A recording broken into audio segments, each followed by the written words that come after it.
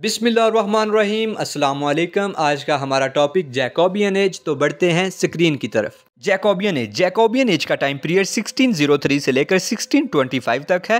Queen Elizabeth की death हो जाती है 1603 के अंदर। और अब प्रॉब्लम ये होती है कि queen Elizabeth not married in her life, so he has not children. कि क्वीन एलिजाबेथ ने अपनी ज़िंदगी के अंदर शादी ही नहीं की होती, जिसकी वजह से उसकी कोई औलाद भी नहीं होती। हमें पता है कि इंग्लैंड के अंदर शुरू से रॉयल सिस्टम कायम रहा है। जब एक किंग बर्खास्त हो जाता है या मर जाता है तो उसकी जगह पर उसका बेटा या बेटी ही आकर तख्त को संभालते हैं। लेकिन अब क्या हुआ कि क्वीन एलिजाबेथ की तो शादी ही नहीं हुई, उसकी कोई औलाद भी नहीं। तो अब यहाँ पर इंग्लैंड के ऊपर कौन सा आकर बंदा हुकूमत करता है, वो होता है जेम्स फर्स्ट। अब जेम्स को लैटिन ज़बान के अंदर जैकोबस कहते हैं, जिसकी वजह से इस एज का नाम भी जैकोबियन एज रखा गया है। अब हम ये समझेंगे कि ये जो जेम्स फर्स्ट था, ये क्वीन एलिजाबेथ का क्या लगता था, आखिर ये क्यों इंग्लैंड के ऊपर आकर हुकूमत कर रहा है, कौन इसे लाया है, ये कहाँ से आया है, इस चीज़ को अब हम समझते हैं। तो अब हिस्ट्री की तरफ एक नज़र डालते हैं। एंग्लो नॉर्मन्स पीरियड में एज ऑफ रिवाइवल के अंदर हेनरी 7 का बेटा होता है हेनरी 8।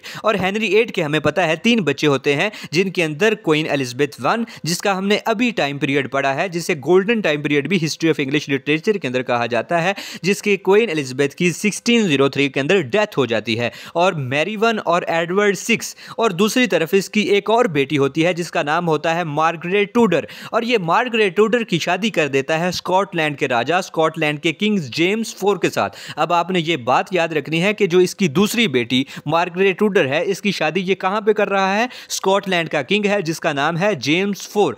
और जब ये दोनों की शादी हो जाती है, मार्गरेट टूडर की और जेम्स 4 की, तो इनके पास एक बेटा पैदा होता है जिसका ये नाम रखते हैं जेम्स 5। अब जेम्स 5 की शादी हो जाती है मैरी 1 के साथ। अब जेम्स 5 और मैरी 1 को एक बेटा पैदा होता है जिसका नाम रखते हैं ये जेम्स 6। और ये वही जेम्स 6 है जिसको इंग्लैंड का किंग बना दिया गया है अब जेम्स फर्स्ट के नाम से।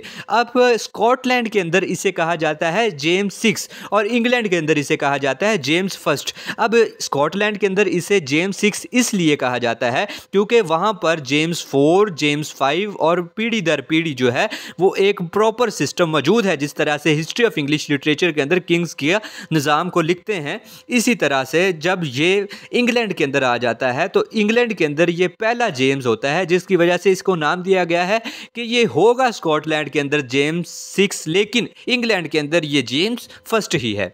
तो अब आपको समझ आ गई होगी कि जेम्स 6 को इंग्लैंड के अंदर जेम्स फर्स्ट क्यों कहा जाता है।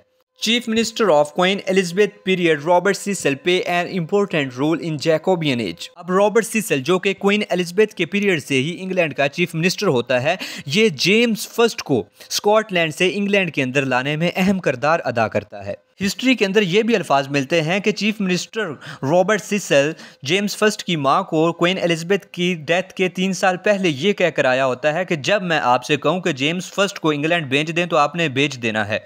अब पावर ट्रांसमिशन का अमल तो बड़ी आसानी से स्कॉटलैंड से इंग्लैंड के अंदर हो जाता है, यानी जेम्स फर्स्ट स्कॉटलैंड का बादशाह होने के साथ साथ इंग्लैंड का बादशाह भी बन जाता है। अब अहम पॉइंट आपने यहाँ पर यह याद रखना है कि जेम्स फर्स्ट एक ही वक्त में इंग्लैंड, स्कॉटलैंड और आयरलैंड, ये तीनों कंट्रीज़ के ऊपर एक ही वक्त में हुकूमत कर रहा होता है, जिसकी वजह से इसने खुद को एक नाम दिया होता है द ग्रेट ब्रिटेन। और जेम्स फर्स्ट का सबसे अहम प्लस पॉइंट ये होता है कि ये पीसफुल लाइफ को पसंद करता है, और ना सिर्फ पसंद करता है बल्कि इसके ऊपर अमल भी करता है। उसका एक मॉडल ये है कि एज ऑफ एलिजाबेथ के अंदर स्पेन और इंग्लैंड की जंग चल रही होती है, इनके दरमियान कशीदगी होती है, लेकिन जब जेम्स फर्स्ट आता है, ये इंग्लैंड का किंग बनता है, तो स्पेन और इंग्लैंड दोनों आपस के अंदर एक दूसरे के साथ सुलह कर लेते हैं।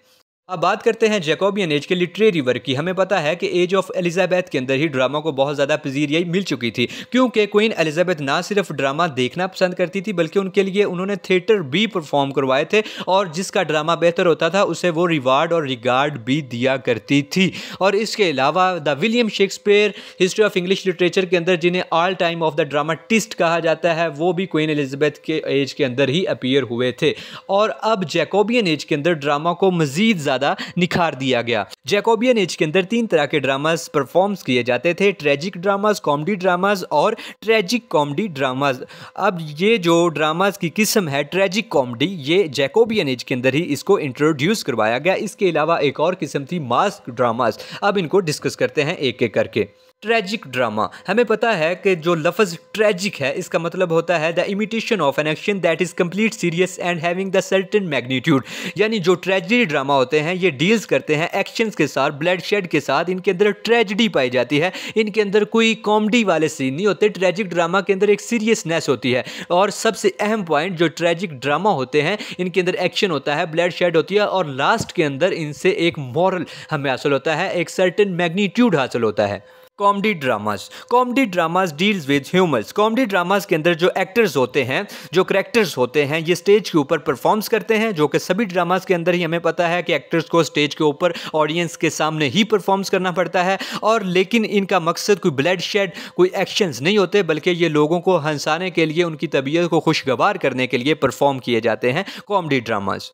Tragic comedy dramas Jacobian as के अंदर ही इंट्रोड्यूस करवाए गए। अब हुआ ये कि कुछ लोग, जो ऑडियंस थी वो ट्रेजिक को पसंद करती थी और कुछ सिर्फ कॉमेडीज को पसंद करती थी। और इस जैकोबियन एज के अंदर एक नई ड्रामा की किस्म इंट्रोड्यूस करवाएगी जिसके अंदर कुछ जो करेक्टर्स थे वो एक्शन और ब्लड शेड पर मुश्तमिल होते थे, जबकि दूसरी तरफ कुछ एक्टर्स होते थे जो कि कॉमेडीज और ह्यूमर करके ऑडियंस को हंसाते थे। इस तरह इन दोनों एक्टर्स को, इन दोनों करेक्टर्स को एक ही ड्रामास के अंदर मिक्स कर दिया गया और नई किस्म आ गई ट्रेजिक कॉमेडी ड्रामास।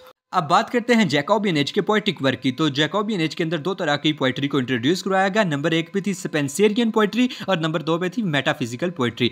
अब स्पेंसर की डेथ के बाद जो इनकी तरह के पोएटिक थे, जो उन्होंने इनकी नकल उतार कर लिखा है, मतलब इन जैसा लिखा है, उनकी पोइट्री को कहा जाता है यह है स्पेंसरियन पोइट्री। और इसके अंदर narrative poetry, pastoral poetry, political and the moral poetry, religious allegories शामिल हैं। अब बात करते हैं मेटाफिजिकल पोइट्री की। अब वर्ड से इज़हार हो रहा है कि मेटा का मतलब होता है बायोंट और फिजिकल का मतलब होता है वर्ड, यानी बायोंट द वर्ड, दुनिया से परे की पोइट्री। पोइट्री की ये वो किस्म है जो बेस्ड ऑन द इमेजिनेशन, जिसकी अंदर तमाम चीज़ें जो इमेजिनेशन के ऊपर मबनी होती हैं, एक दूसरी ही दुनिया रीडर्स को दिखाई जाती है। और इसके अंदर सैमुअल जेनसन का नाम जो है वो बहुत ज़्यादा अहमियत का अमल है मेटाफिजिकल पोइट्री के अंदर।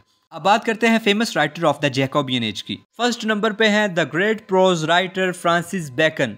अब आपको पता ही है कि फ्रांसिस बेकन की अपीयरनेस हो चुकी थी विलियम शेक्सपियर की तरह ही एज ऑफ एलिजाबेथ के अंदर ही, लेकिन जैकोबियन एज के अंदर भी इनको बहुत ज़्यादा तरक्की मिली है। वो किस तरह से?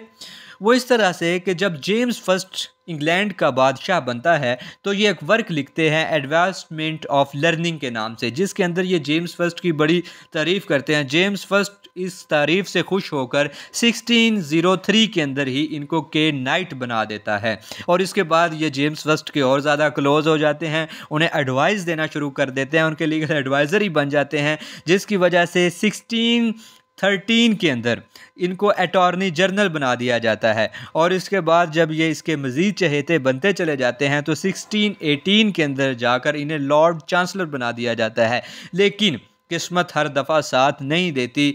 अब 1621 के अंदर जाकर इनके ऊपर करप्शन के चार्जेस पड़ते हैं और एडवर्ड कॉक जो जस्टिस होता है वो इनके ऊपर करप्शन के चार्जेस को ऐड करके इनको जेल में भेज देता है।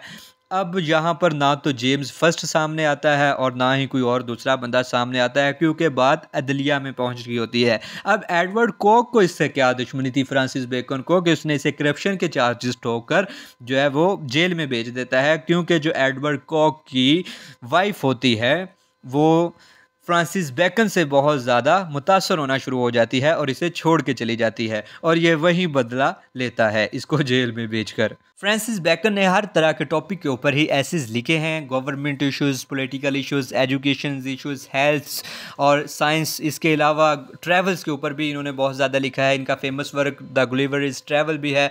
तो इस तरह फ्रांसिस बेकन जो हैं इन्होंने तकरीबन तमाम टॉपिक के ऊपर ही एसेज लिखे हैं और इन्होंने अपने बहुत ज़्यादा जो एसेज हैं उनकी कलेक्शन को भी एसेज का ही नाम दिया है, यानी कि एक कलेक्शन की है इन्होंने जिसके अंदर इनके बहुत ज़्यादा एसेज हैं और फिर उन कलेक्शन को इसने एसेज का ही नाम दे दिया है। और विलियम शेक्सपियर को तो हम एज ऑफ एलिज़ाबेथ के अंदर ही डिस्कस कर चुके हैं कि द ग्रेट ड्रामाटिस्ट हैं। इनका फेमस वर्क जो है, जो मास्टरपीस है, वो हैमलेट है। तो ये थी आज की हमारी जैकोबियन एज, जिसका टाइम पीरियड 1603 से 1625 तक, यानी 22 ईयर्स, सिर्फ 22 साल का टाइम पीरियड बनता है।